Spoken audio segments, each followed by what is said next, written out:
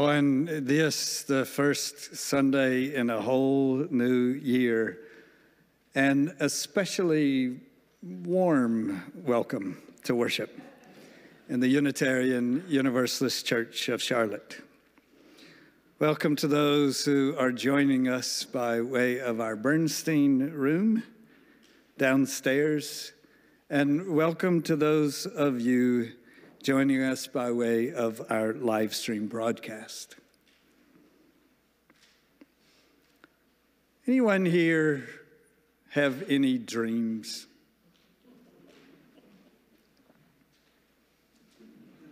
Anyone here motivated by some ambitious pursuit? Anyone here thinking about some bold commitment? Some decision to take a more courageous course? Anyone here aware of just how audacious the shared vision of this congregation now is?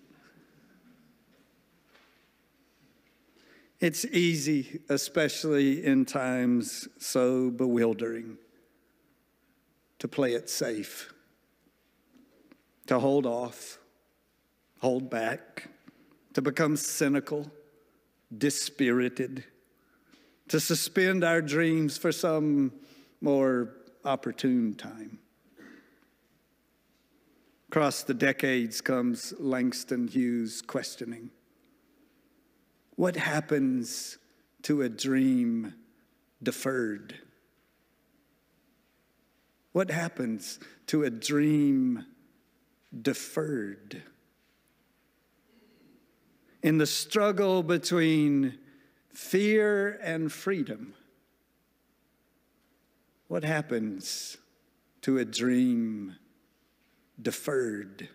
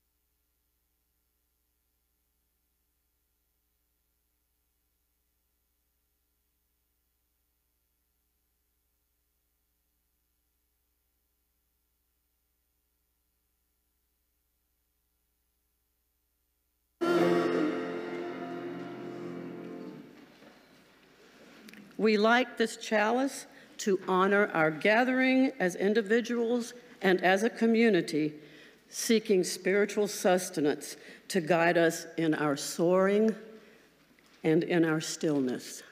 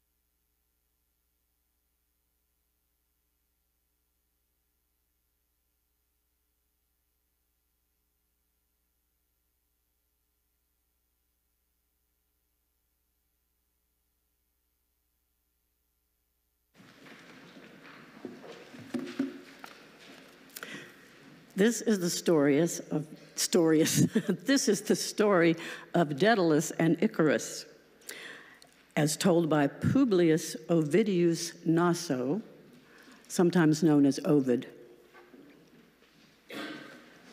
Meanwhile, Daedalus, hating Crete and his long exile, and filled with a desire to stand on his native soil, was imprisoned by the waves.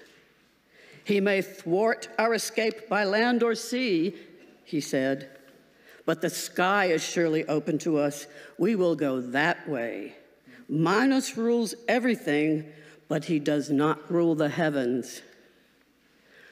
So saying, he applied his thought to new invention and altered the natural order of things. He laid down lines of feathers, beginning with the smallest, following the shorter with longer ones, so that you might think they had grown like that on a slant. Then he fastened them together with thread at the middle and beeswax at the base. And when he had arranged them, he flexed each one into a gentle curve so that they imitated real birds' wings. His son Icarus stood next to him. When he had put the last touches to what he had begun, the artificer balanced his own body between two wings and hovered in the moving air. He instructed the boy as well, saying, "Let me warn you, Icarus, to take the middle way, in case the moisture weighs down your wings if you fly too low, or if you go too high, the sun scorches them. Travel between the extremes. Take the course I show you." At the same time as he laid down the rules of flight, he fitted the newly created wings on the boy's shoulders. While he worked and issued his warnings, the aging man's cheeks were wet with tears. The father's hands trembled. He gave a never-to-be-repeated kiss to his son, and lifting upwards on his wings, flew ahead, anxious for his companion, like a bird leading her fledglings out of a nest above in the empty air. He urged the boy to follow and showed him the dangerous art of flying, moving his wings and then looking back at his son. Some angler catching fish with a quivering rod, or a shepherd leaning on his crook, or a plowman resting on the handles of his plow saw them, perhaps, and stood there amazed, believing them to be gods able to travel the sky. The boy, Icarus, began to delight in his daring flight, and abandoning his guide, drawn by desire for the heavens, soared higher. His nearness to the devouring sun softened the fragrant wax that held the wings, and the wax melted. He flailed with bare arms, but losing his oar-like wings, could not ride the air. Even as his mouth was crying his father's name, it vanished into the dark blue sea. The unhappy father, now no longer a father, shouted, "Icarus, Icarus, where are you? Which way should I be looking to see you? Icarus," he called again. Then he caught sight of the feathers on the waves and cursed his inventions.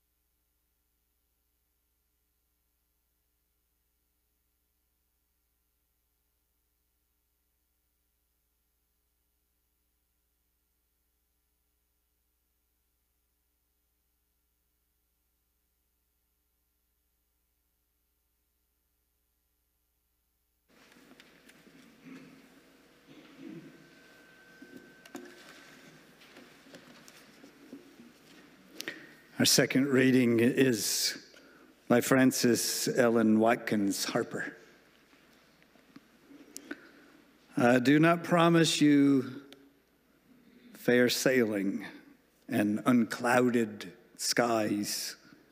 You may meet with coolness where you expected sympathy, disappointment where you felt sure of success, isolation and loneliness instead of heart support and cooperation. But if your lives are based and built upon divine certitudes, which are the only enduring strength of humanity, then whatever defeat and discomfiture may overshadow your plans or frustrate your schemes, for a life that is in harmony with God and sympathy for humankind, there is no such word as fail. Let no misfortunes crush you. No hostility of enemies or failure of friends discourage you. Apparent failure may hold in its rough shell the germs of a success that will blossom in time and bear fruit throughout eternity.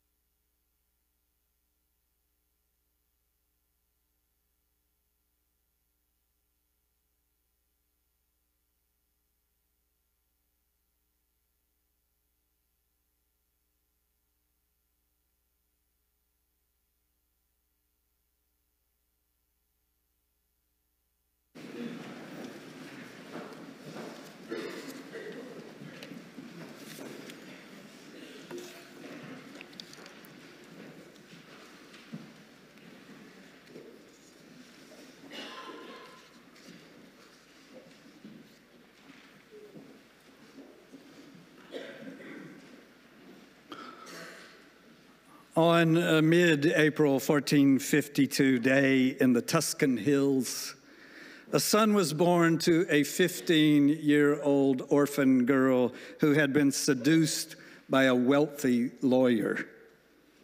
Unable to take his father's name, he would instead be forever identified by the small town where he was born.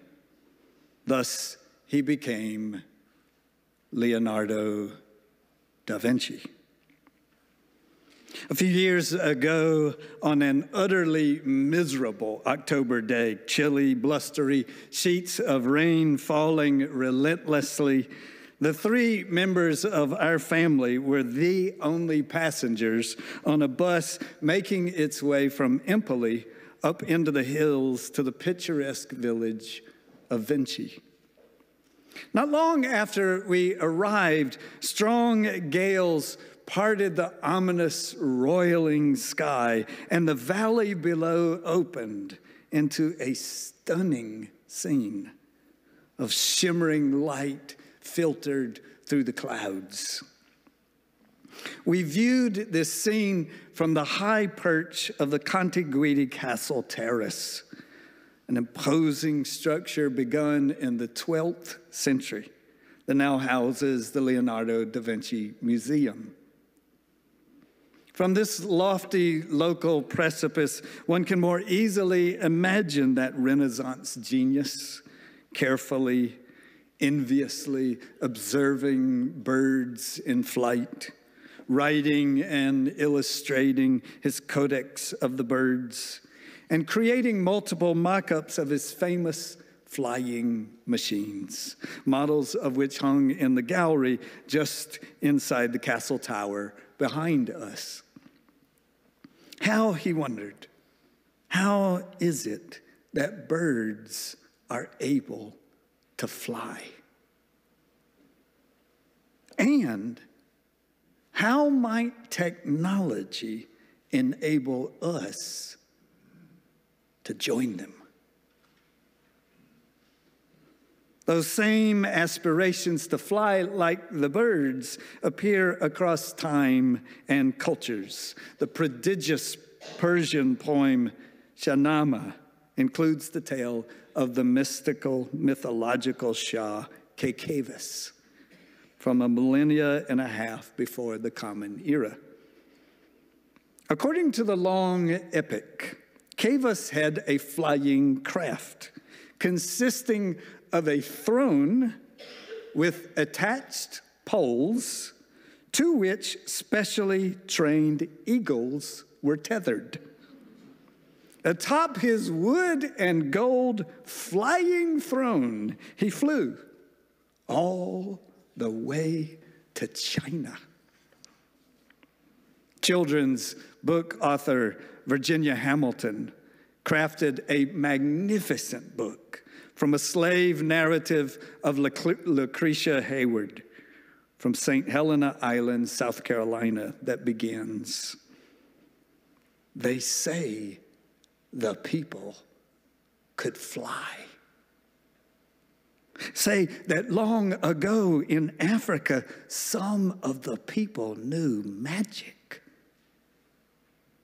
And they would walk up on the air like they were climbing up on a gate, and they flew like blackbirds over the fields.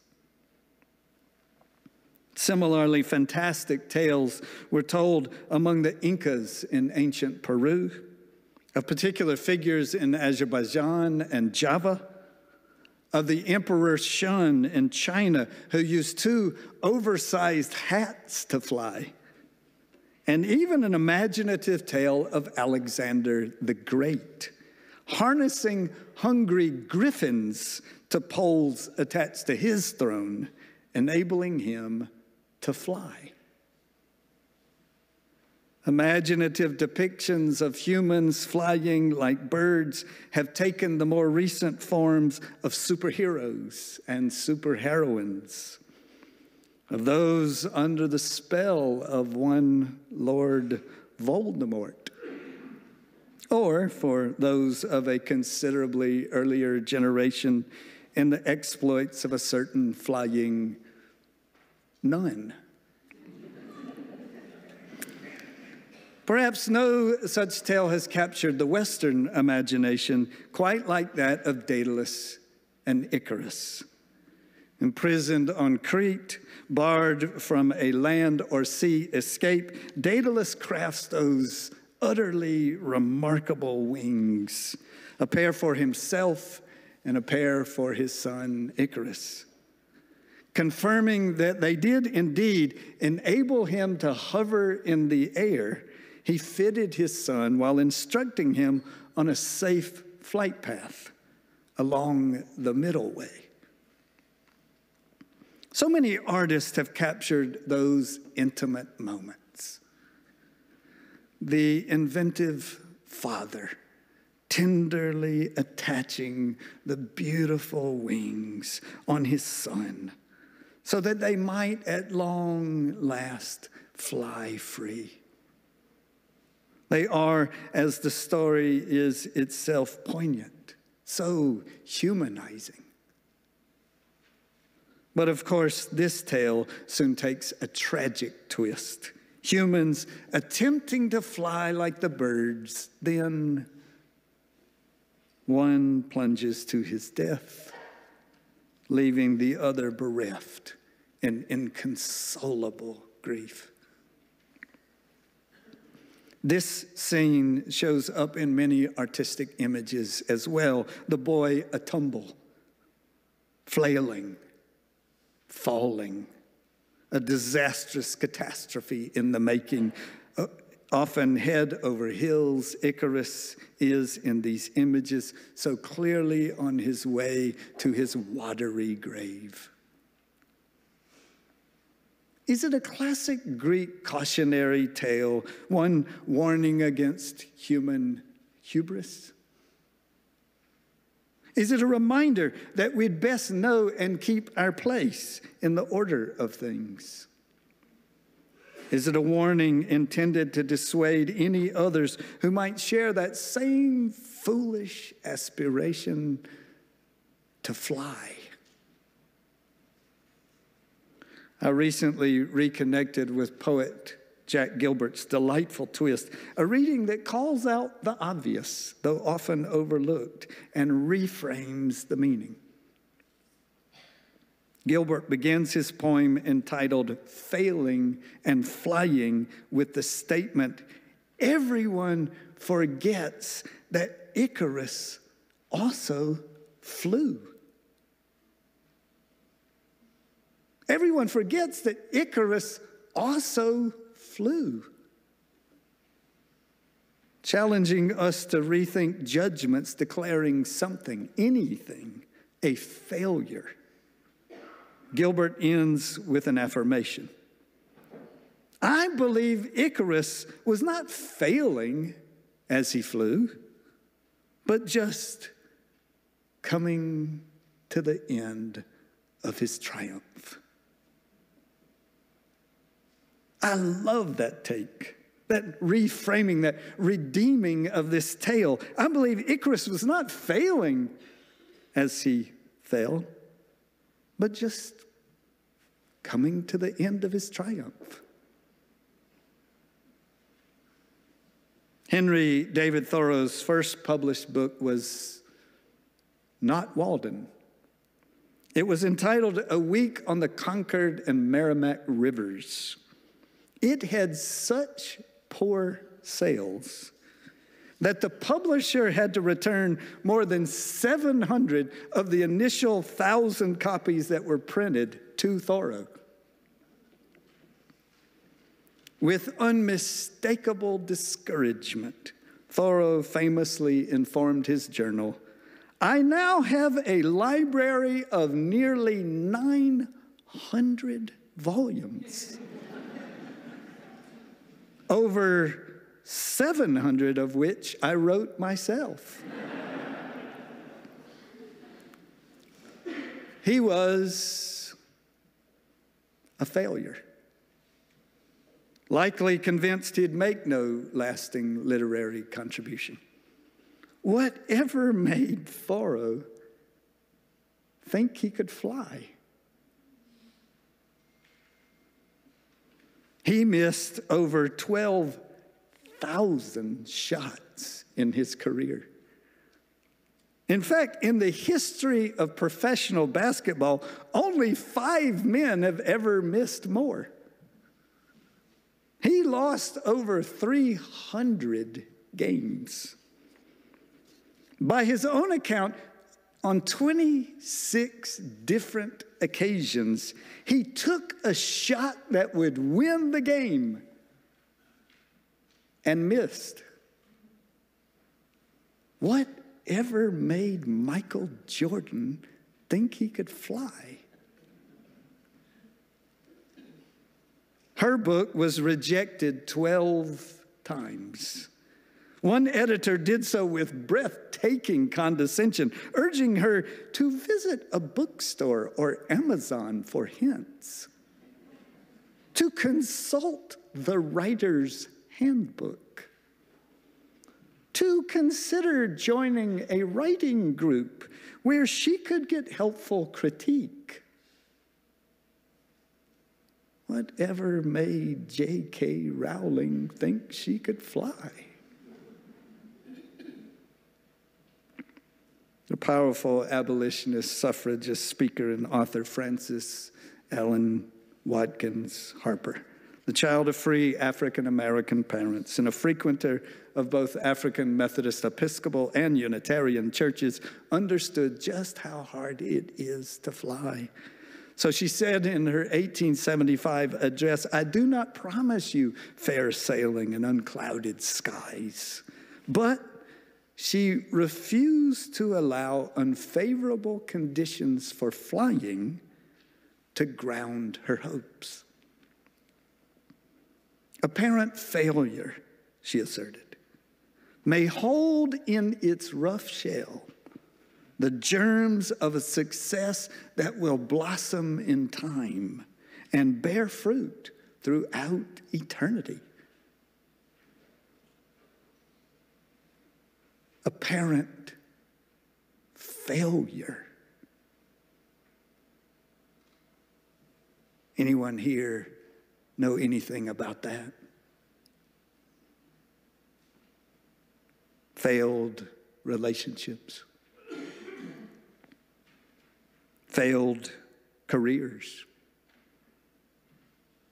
failed parenting, failed ambitions, academic pursuits, aspirations. Failure, not yet a week into the new year, failure to keep your resolutions. Failure to live up to our high values.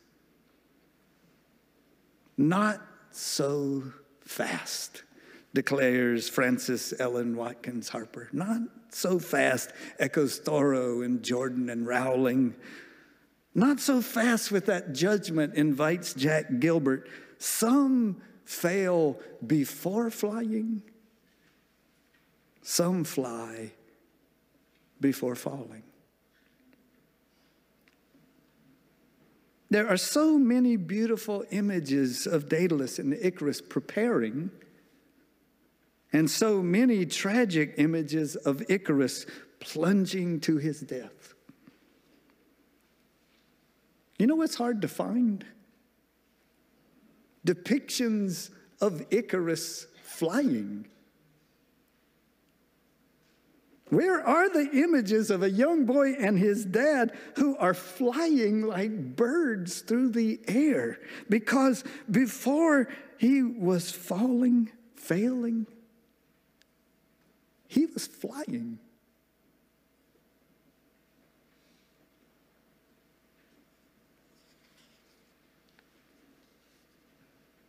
Where might you fly? Where might we fly? Not just continue, not just survive, but actually fly. Begin to embody a truly audacious vision. begin to rethink the conclusion that we have failed. Where might faith be urging you to fly? How might we as a faith community support one another in our efforts to fly? Not tear down, not hold back,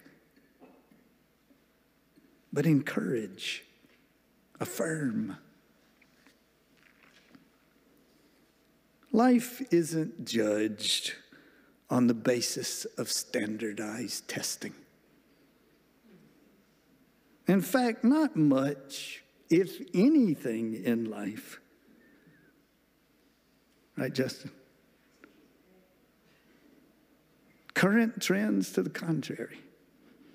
Not much, if anything, in life is effectively assessed by means of standardized testing.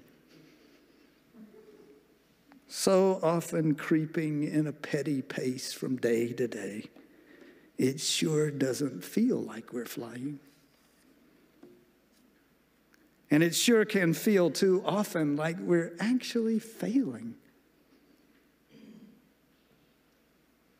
Jack Gilbert invites us to take the long view, not to rush to judgment. Yet again, the wise counsel of Lucille Clifton pertains. You have to get past your own fear. You have to get past your own fear. It's all right to be afraid, she continues. It's all right to be afraid, but if you draw back from what frightens you, then you may as well stop. What Clifton knew was the opposite of faith is not doubt. The opposite of faith is fear. Maybe this is the year for you to leap. Maybe this is the year for you to strap on your wings and jump. Maybe there's some fear that has been holding you back.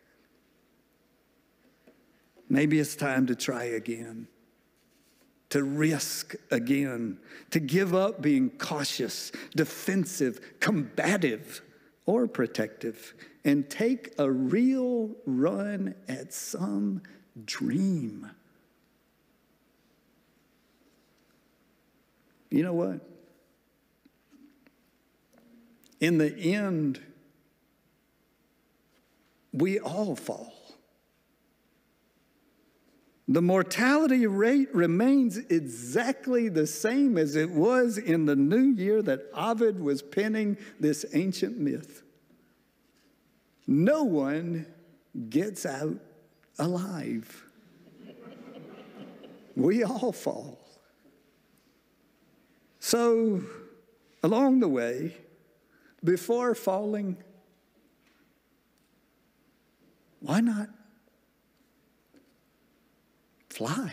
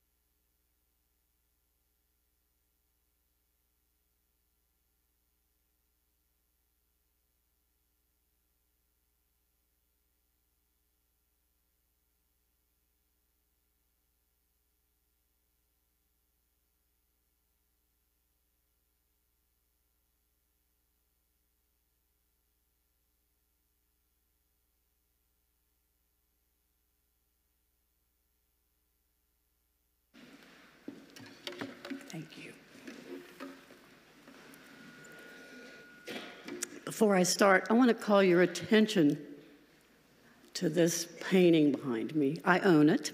It is 4 feet by 6 feet. So you can imagine the impact it had on me the first time I saw it. Even though I'm not going to speak about it, I did want to show it today because there's quite a wonderful story about how I came to buy it.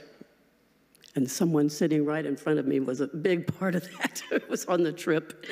And all of the levels of meaning it has to me. So if you want to hear that story, you may speak to me or any number of my friends afterwards. The world can be divided into two kinds of people, I discovered this week in preparing for this service. Those who have dreamed they could fly, and those who haven't. I queried various friends on the subject and found to my surprise that only about half of those asked had such dreams, and mostly in their younger days. Those who had not responded in a rather succinct, almost dismissive manner. Sorry, I have never done that. But those who had done so wrote quite lengthy observations on their experiences and further stated, except in one instance, that the flying had no other purpose except the sheer joy of being airborne. But no matter which of those groups you are in, the idea of flying under one's own volition evokes an array of sensibilities: exhilaration, freedom, fear, power, escape, movement. Some of you may know that I retired a year ago while I was completely ready to be free of the conference calls and the organizational politics and the seemingly endless responsibility. I was not at all prepared for just being me. So I spent the past year deepening the well in my couch cushion, playing words with friends, having an occasional second glass of wine, bearing my soul to a therapist, sleeping a lot, and generally vegetating. From most vantage points, it was a sad state of affairs. I can't say that I had any sudden epiphanies, but after the fact, I realized that as I vegetated, I was also drifting, and drifting is a form of flight. Icarus had a goal that was not realized, but that doesn't negate the effort or the exhilaration he felt being aloft. Perhaps a message in dreams of flying is to enjoy the voyage for the sake of the voyage. And let me employ a technique I learned from a master. Perhaps a message in dreams of flying is to enjoy the voyage for the sake of the voyage. During 2018, I will be learning to live with and value myself and simply enjoy the ride. So in this new year, when many of us have change as an objective, be it personal, political, or societal, may we not forget the way itself. May we appreciate, derive immense joy from, and revel in being alive. Can you pretend for just one moment that I'm James Taylor? Okay. The secret of life is enjoying the passage of time. Any fool can do it. There ain't nothing to it. It's just a lovely ride. Can you sing that last line with me? It's just a lovely ride.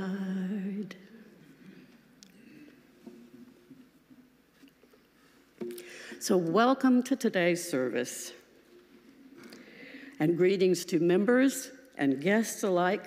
We are honored to have guests with us, and our members would like to know who you are and greet you following the service. So to that end, if you are visiting, please raise your hand and keep it up for a moment so that we can all look around, see who you are. And members, please invite these people for conversation and a cup of coffee after the service. Thank you. Should it enhance your experience of future services, you can find both a large print order of service and a personal hearing assistance device on the table at the entrance to the sanctuary. If you'd like to learn more about us, please fill out a yellow card. You'll find them along with offering envelopes on the clipboards at the end of each row. Please begin passing those now down the row. Members with a life event to share can indicate that on the reverse side of the card, and then please put your completed yellow cards in the offering basket when they are passed later in the service. Some returning visitors may be interested in hearing about how to become a member. If so, you may talk to our membership coordinator, Kelly Green. Her contact information is on the back of your order. And again, a warm welcome to everyone.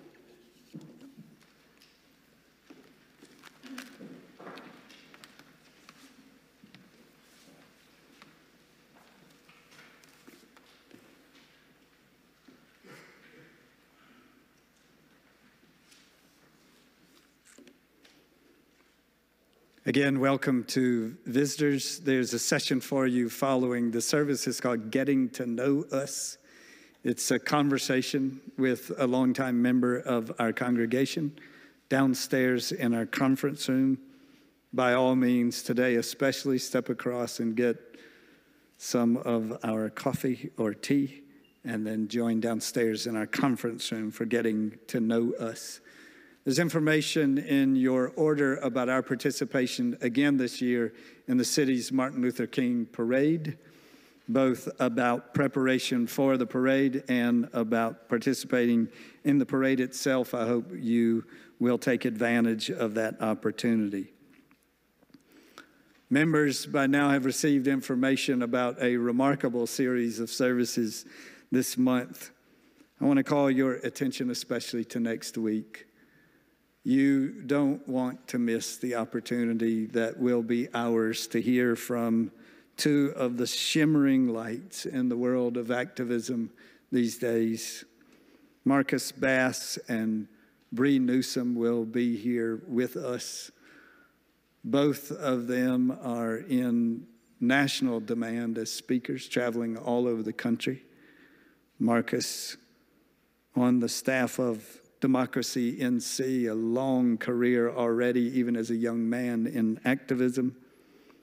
Bree Newsom, who some of you recognize by name as the courageous young woman who climbed the flagpole down in South Carolina in front of the State House and removed the Confederate battle flag. So both Marcus and Bree will be with us next week. Please be here. Please invite your friends to join you for this remarkable opportunity. We gather here always mindful that there are members of our congregation who carry particular burdens, who have deep need. Often such needs do not get articulated, but we bring them here in our awareness. Today especially, we remember Ron and Joyce Kelly Kramer and the death this week of Ron's dad in Massachusetts, and others who we know individually in a time of deep need. What a delight, having shared a concern for many weeks, to see that Judy Goneem has winged her way back here yet again. And thanks to your Daedalus, who made it possible.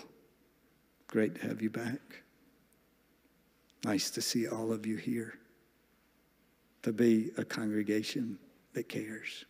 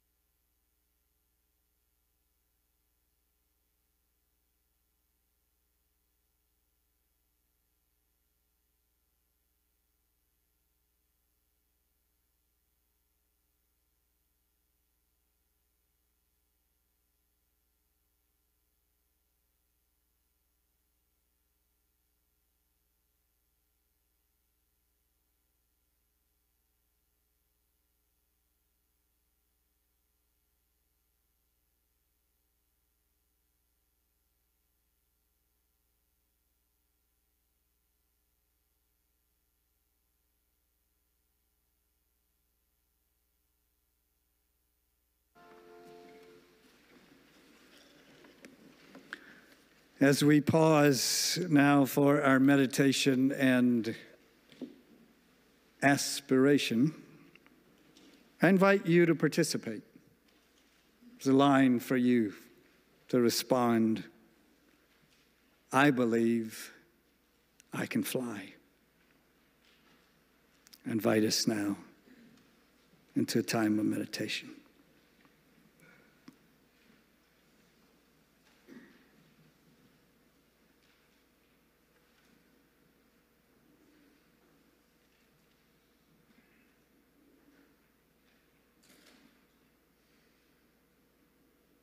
pausing now before some opportunity. Say it. I believe I can fly. Aware of the long odds for success, the possibility for failure. Knowing life is calling me into something deeper, something more, something audacious even. Despite the naysayers, the cynics, the critics. Aware of the times before when I have fallen, when I have failed, even still. Inspired by those I know who are living bold, courageous lives. Not without fear, but despite fear. Tired of waiting, of playing small, of giving in, of giving up. O Spirit of life breathed into us, O Spirit of love bearing us up as we embark upon another new year filled with challenges and opportunities. Inspire us, bolster us, buoy us, help each of us to affirm. May it be so.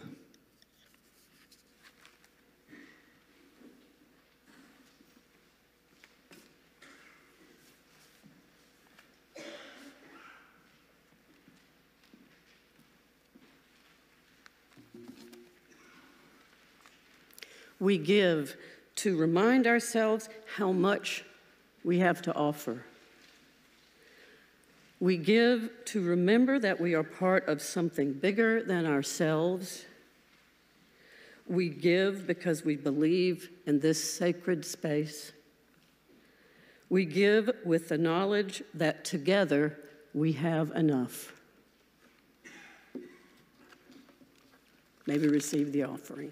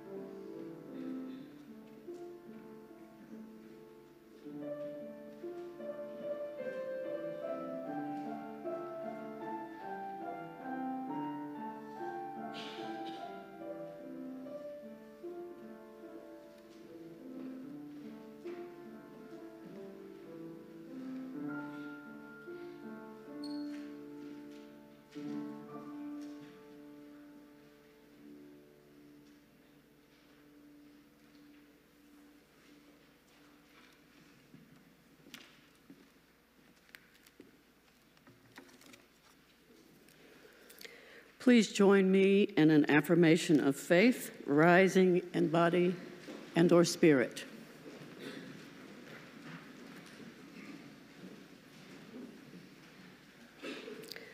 The people will live on. A burning and mothering people will live on. In the darkness, with a great bundle of grief, the people march. In the night and overhead, shovel the stars of the east. The people march. Where to? What next?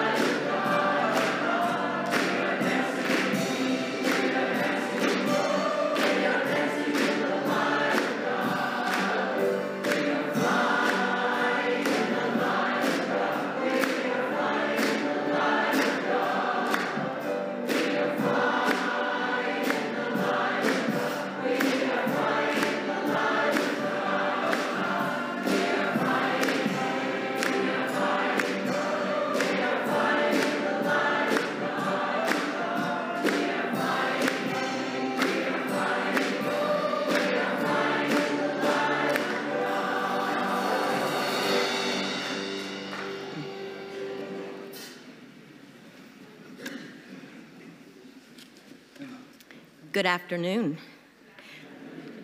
I'm Susan Cox. The Board of Trustees recognizes the importance of honoring our way above average staff. And a celebration team was formed this year to further that goal. Today, we honor Kathleen Carpenter.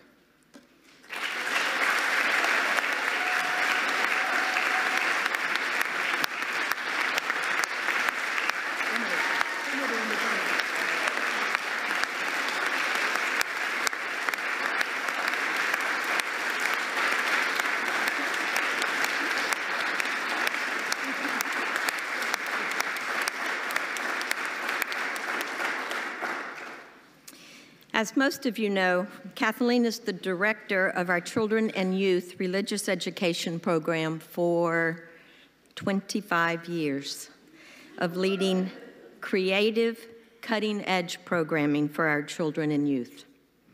We've all watched our middle and senior high youth-led services and collectively sighed with relief and hope as we watched our future leaders shaped by the CYRE program.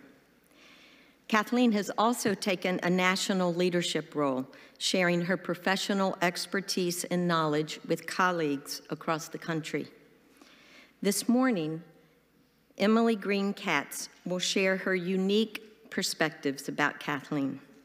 Emily grew up in this church and, in fact, has been here longer than Kathleen has been here.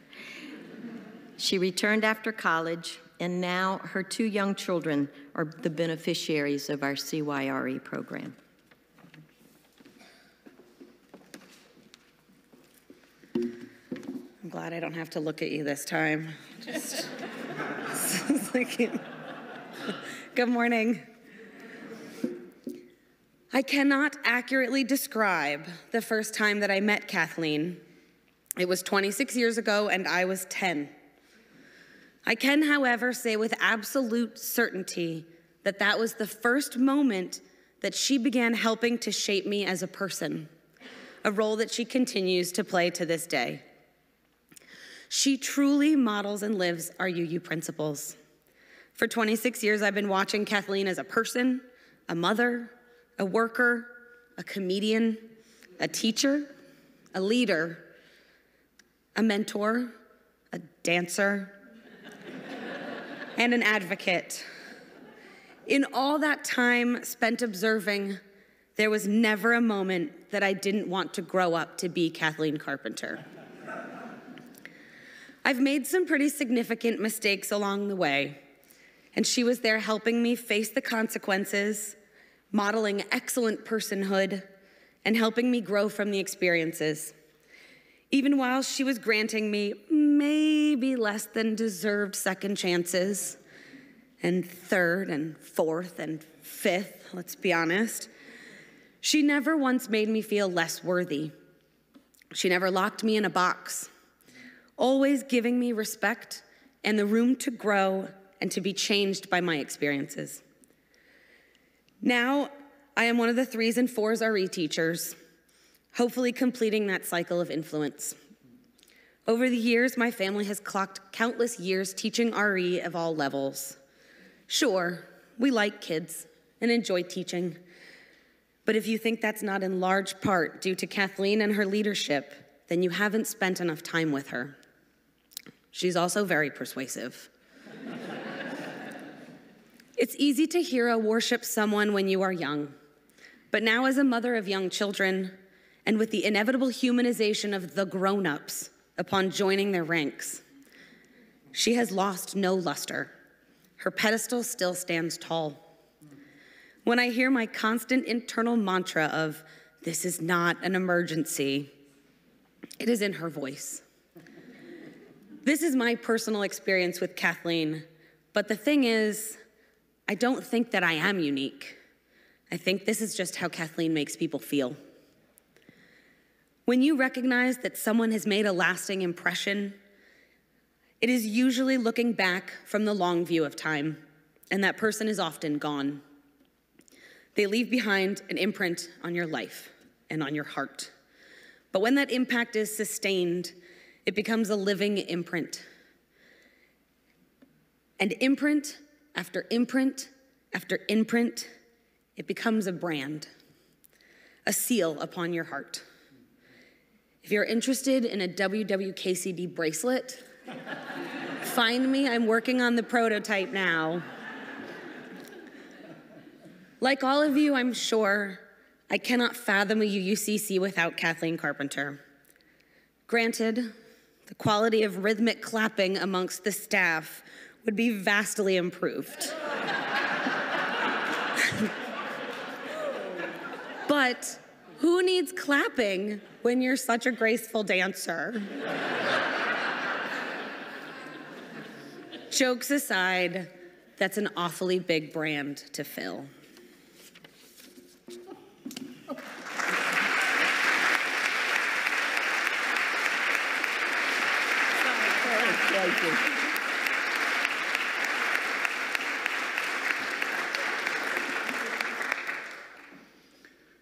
Kathleen, year after year, you have worked with skill and determination to create, sustain, enhance, and improve our children and youth religious education ministry.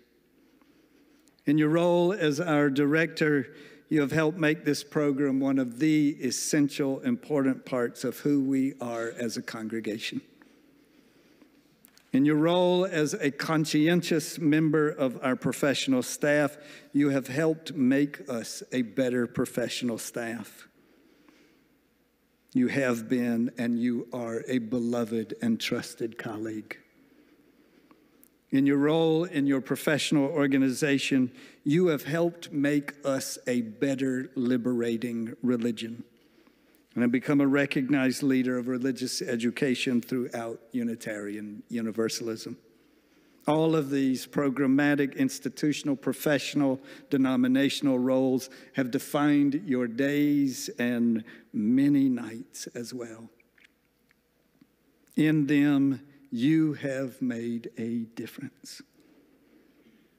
But the real difference you have made, the real difference you continue to make, is found in more personal and individual ways. Throughout these 25 years, dozens and dozens, and now hundreds and hundreds of children and youth have entered this community of faith. Here, so much because of who you are and what you do and how you do it. They have heard the message that they have worth and dignity, that they have a responsibility in the interdependent web to make the world better, and that they have the capacity to fly. With no adequate way to express our gratitude, today I simply say, thank you.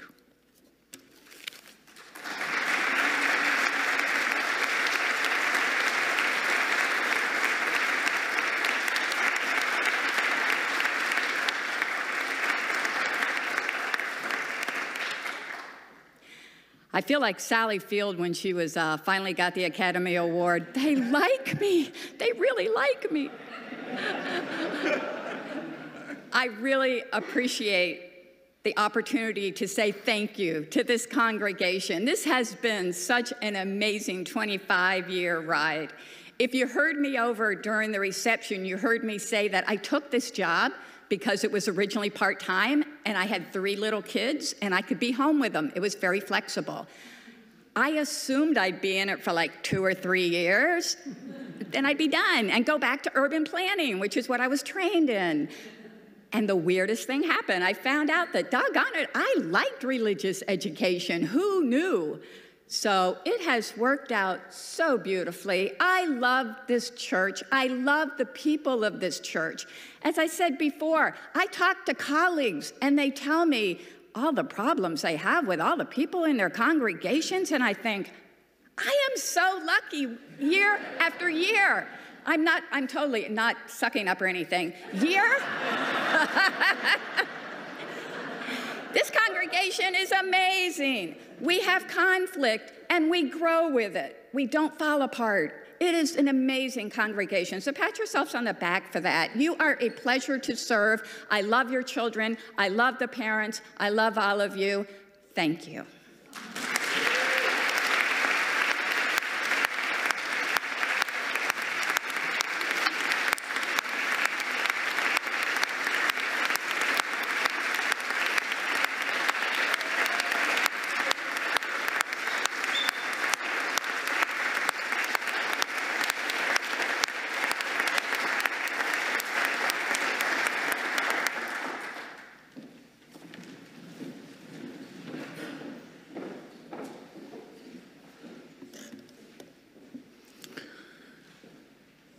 So after all of this, you know how it goes. You'll leave here and you will read something, you'll encounter something, you'll experience something, and you'll be right back in the bewildering times that we face. Before this week is out, you'll have some encounter with someone who will try to convince you that now's not the right time, that you shouldn't do it, that it would be better to wait. We come together on a regular basis to challenge one another, to invest more deeply in faith than in fear, and to believe that we can fly.